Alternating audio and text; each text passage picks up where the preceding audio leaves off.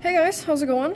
Welcome to our first, I'm going to call it official lesson of the circle unit. This one's going to be fairly lengthy, I believe, so hope you're comfortable.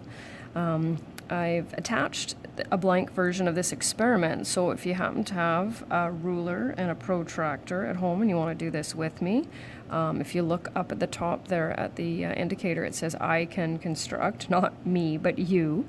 So if you have that and you want to print that off and do that, that would be awesome. If not, at least watch the experiment. Before we get to the applications of it. Okay, so here I've got my ruler and I've got a protractor as well. And so we'll just get going with step number one here. Label the center point. And so labeling the center point doesn't mean calling it the center. We looked at vocabulary yesterday. It just means pick a letter of the alphabet, capitalize it, and use it. And the most common one to be used is O. And then number two says draw a radius on the circle. So radius, that's one of those vocabulary words from elementary school. So we'll go with, and it doesn't matter where, anywhere, right? You can already see there's going to be an infinite number. So I'm going to go and try to go right in the middle here. Very, very, very straight, right till there. And then it says, next step says label the point. So I'm going to call that capital X. So now we're on number three. Draw a line that touches the circle only at the end point of the radius. And that is called a tangent. So I'm going to need to rotate this so that I can draw it. This is not working out. Yeah, you can still see it, so that's good. This is where it's a little bit tricky.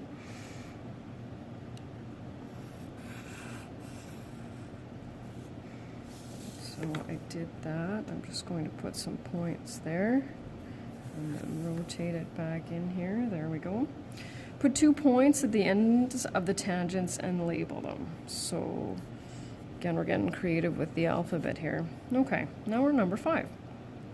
Measure the angle between the radius. Okay, there's the radius and the tangent. And so this is where we're working on labeling angles. And so it doesn't matter which one. So it can either be this one and this one, or this one and this one. And so really we're looking at this angle measure right here.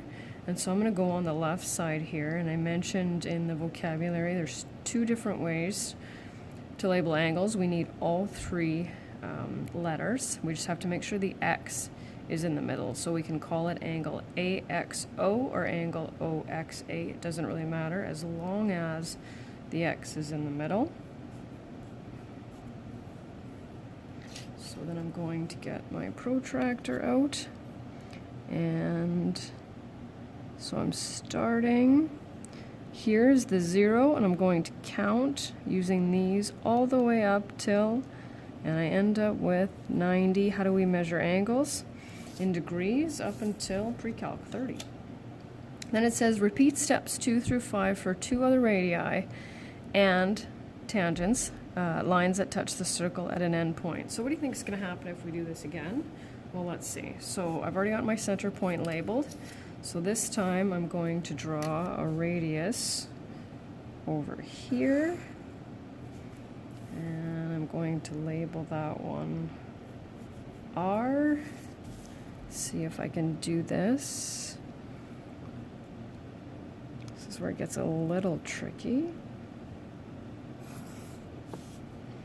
And I'm going to put my 2 points there. And I used A and B, so I think I'll just use C and D. And what do we think this angle is going to measure? It's looking like it's going to be another 90-degree angle. And of course, if you end up with 89 or 91, just means your tangent's not quite perfect, and that's totally fine. So how am I going to label this one? Which letter has to be in the middle? That will be the R, so angle CRO is 90 degrees. And one more. Might as well have it over on this direction. So I've got a little bit of space. Let's go with the Y.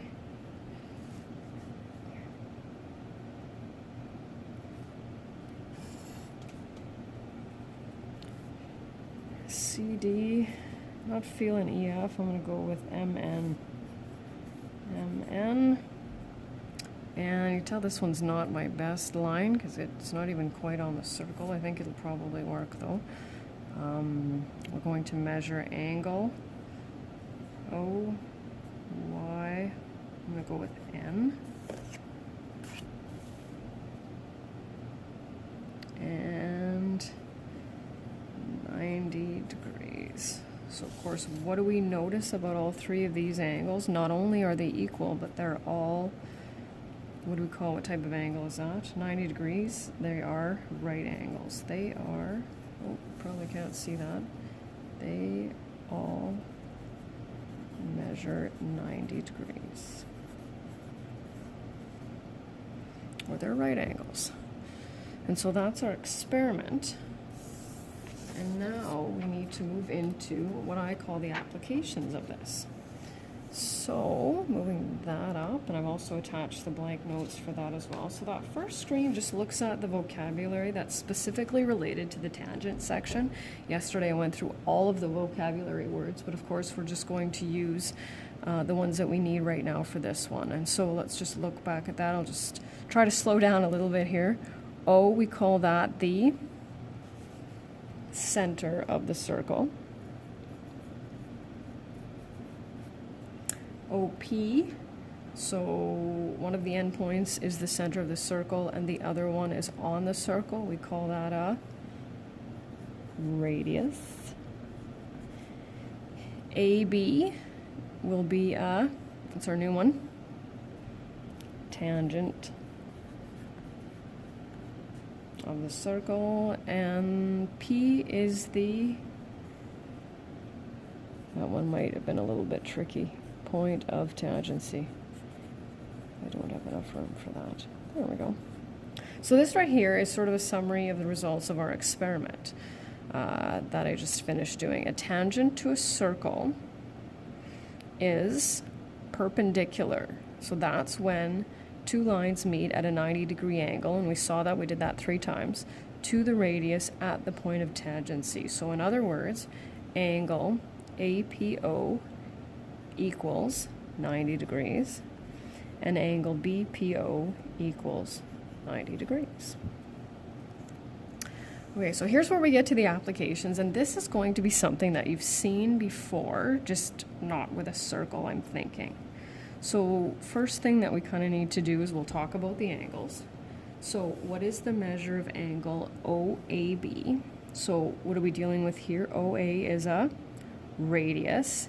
And even though it doesn't extend this way, AB, because it's a line that contains only one point of the circle, AB is still a tangent line. And so we know that a tangent creates a 90-degree angle with the radius.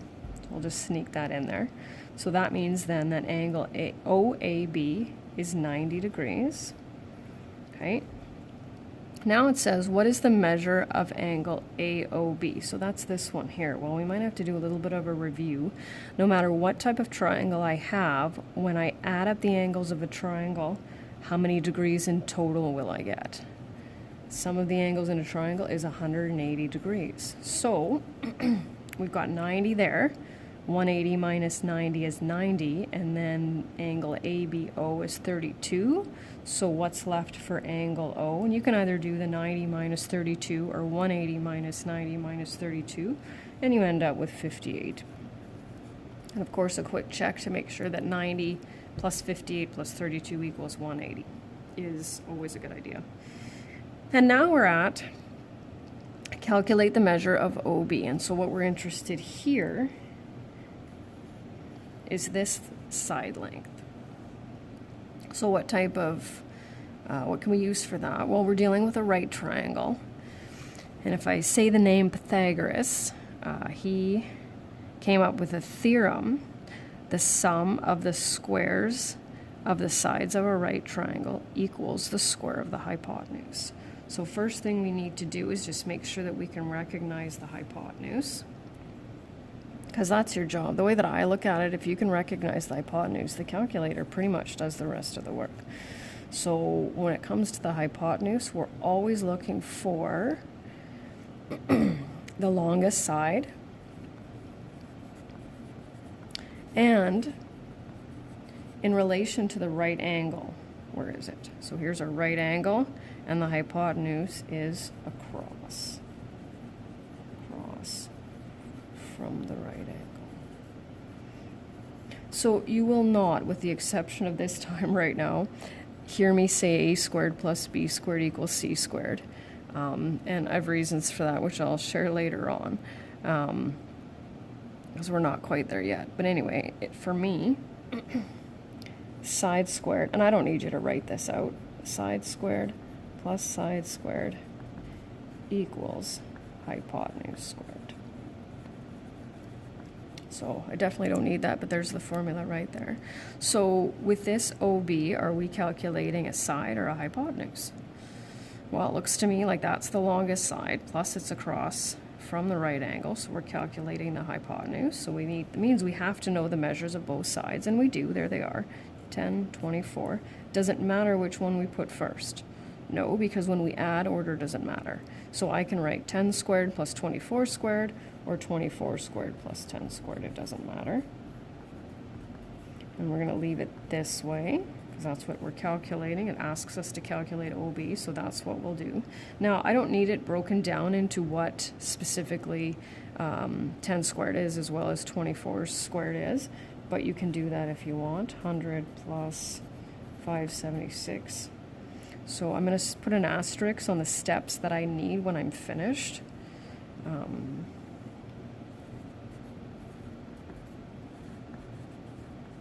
Okay, so now we need to get OB by itself, right? We know that OB squared is 676, but we need to figure out what OB is just by itself. And so what do I need to do to both sides in order to do that? Is we need to take the square root of both sides. And we know that what we do to one side of an equation, we have to do to the other, otherwise we haven't kept it balanced. And so 26, there's no specific units given. I'm going to write that in there. If there were centimeters, though, it would have to be there, so I think it's a good idea to get into a habit. OB. So these are the ones that I need. I need that one. I need that one with showing that you're taking the square root of both sides. And then, of course, I need this one as well. Okay, getting there. So here's another one. HT is tangent to circle O. And not that they would never be tangent, but it's important that I make sure that I give you the information. So a little bit of a kind of a similar thing here. We've got a radius and a tangent, so we know we're going to have a 90-degree angle between those two. And so angle OHT, that will be 90 degrees.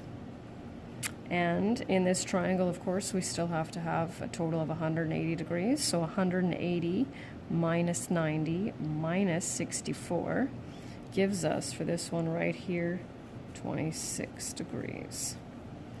So now it says calculate the measure of HT. So what I'd like you to do before I write it in there is I just want you to take a look and figure out if you are calculating a missing hypotenuse or a missing side.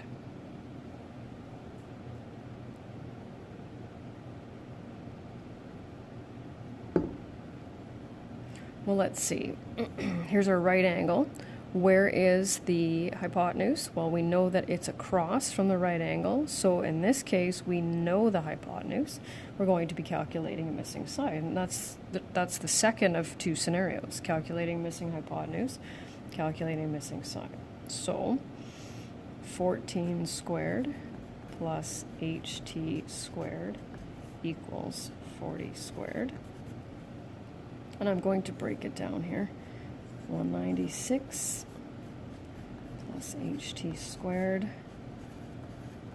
So now we want HT eventually to be by itself. What do I need to do with this 196 in order to be able to take the square root of both sides? Subtract 196 from both sides. And you can write the minus 196, or you can just do that. I don't need to see that. HT squared equals 1,404. What do we do at this point? Take the square root of both sides. And when I take the square root of 1,404 on my calculator, it's not a perfect square, therefore its square root is an irrational number. It doesn't specifically tell you here what to round to, so just watch in the instructions. If it does, then just be careful. I'm going to write 37.5 units. I'm just going to box that out. Okay, last but not least, again, just another vocabulary check here. PQ, that would be a tangent. OR is a radius. P is the, can't fit it in there, point of tangency. Oh dear.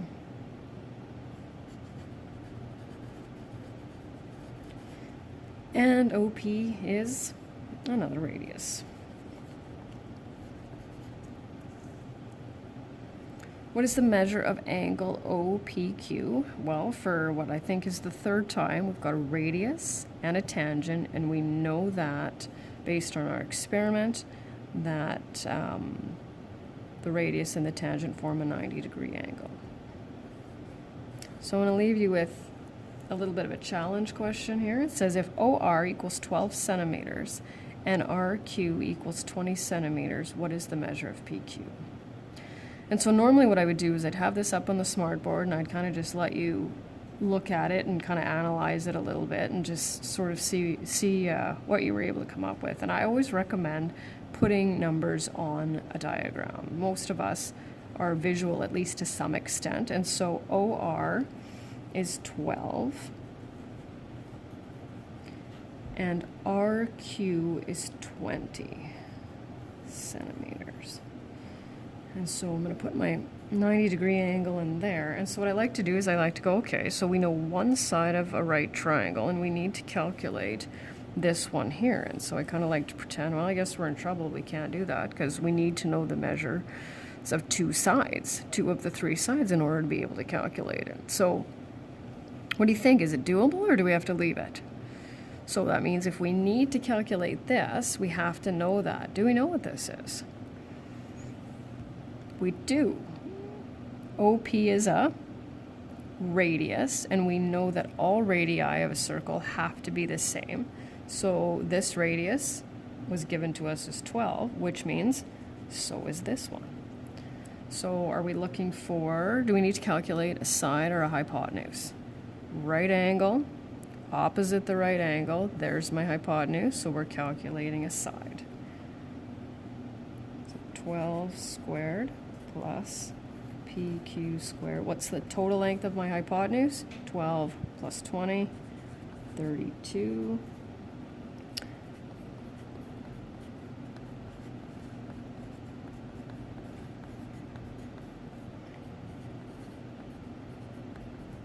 Subtract it, don't forget. Take the square root of both sides. And when I take the square root of 880, it doesn't tell me how many decimal places, so I'm going to go 29.66 and centimeters. So this is actually the unit that we were supposed to be starting, but I decided to do the square roots because this, I think, is a little bit more challenging than some of the square root stuff we were doing. So I'm assuming that you guys are helping each other out through Snapchat because I haven't had too many questions. Feel free, though, to ask any if they're not working out. Send me, you can email me as well if you want to do it that way. And I think that's all I have. So enjoy the rest of your day. We'll talk to you soon.